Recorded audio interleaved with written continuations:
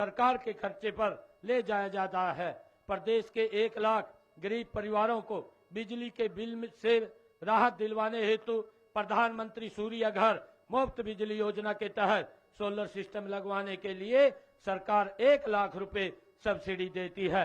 गरीबों के सर के ऊपर छत उपलब्ध कराने के लिए प्रधानमंत्री आवास योजना के तहत 49,975 मकान बनाए गए हैं तथा 14,202 मकान बनाए जा रहे हैं।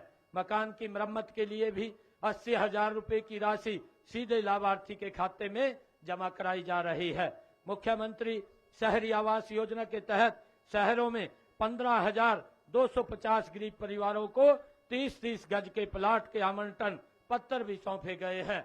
मुख्यमंत्री ग्रामीण आवास योजना के तहत महाग्राम में 50-50 गज और दूसरे गांव में 100-100 वर्ग गज के प्लाट दिए जा रहे हैं। हमारी सरकार ने समाज के हर कमजोर वर्ग की मदद की है। इसके लिए सामाजिक सुरक्षा का दायरा बढ़ाया गया है। 40 साल से अधिक आयु के विधुरों को और 45 साल से अधिक आयु के कुंवारों को भी पेंशन प्रदान करने का प्रावधान किया गया है। हर तरह की मासिक पेंशन राशि बढ़ाकर 3,000 रुपए मासिक की गई है।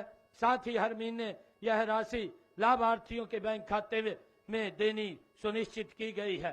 प्रिय प्रदेशवासियों, किसान देश का अन्नदाता है, इसलिए कृषि और किसान का कल्याण का हमारी नीतियों के केंद्र में है। हम किसान को फसल की बिजाई से लेकर उसे बाजार में बेचने तक हर कदम पर मदद दे रहे हैं। फसली ऋण, फसल खराब होने पर मुआवजा व बीमा, उपज की खरीद का पैसा सीधे किसान के खाते में जमा करने की व्यवस्था की गई है।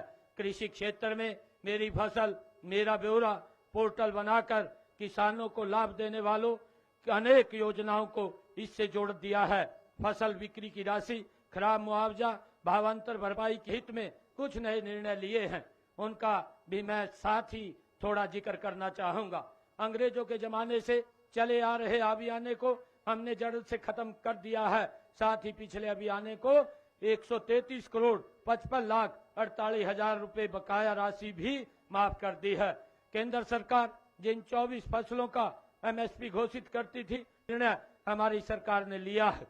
इससे पहले सरकार 14 फसलों की रिकॉर्ड खरीद करती आ रही है। इस बार बारिश कम हुई है, किसानों की खरीद की फसलों के लिए ट्यूबवेल आदि का सहारा लेना पड़ा है। इससे उनकी उत्पादन लागत बढ़ी है। इसलिए हमने चालू खरीफ सीजन की सारी फसलों पर प्रति एकड़ 2,000 रुपए बोनस देने का फैसला लिया है।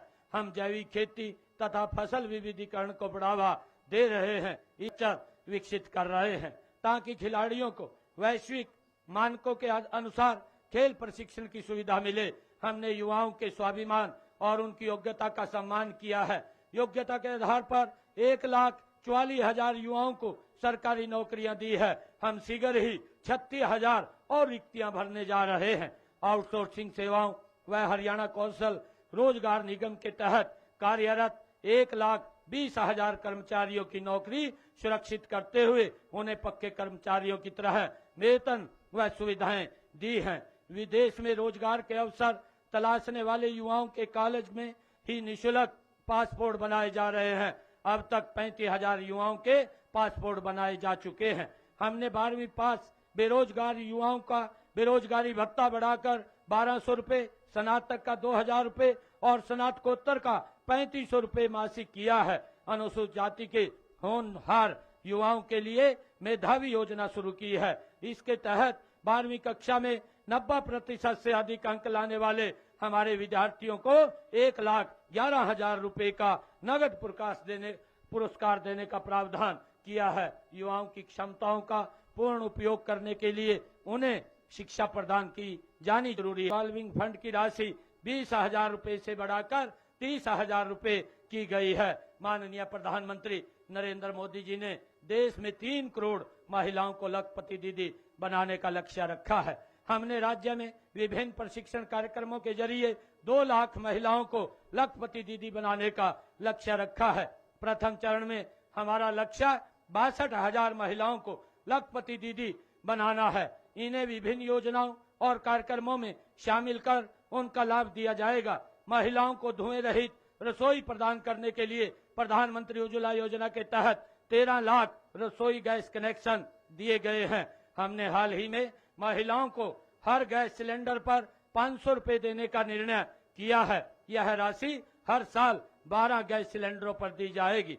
मुख्यमंत्री विवाह सौगन योजना के तहत विभिन्न वर्गों के बीपीएल परिवारों को उनकी बेटी के विवाह पर 41,000 रुपए से लेकर 71,000 रुपए तक की सुगन राशि दी जाती है।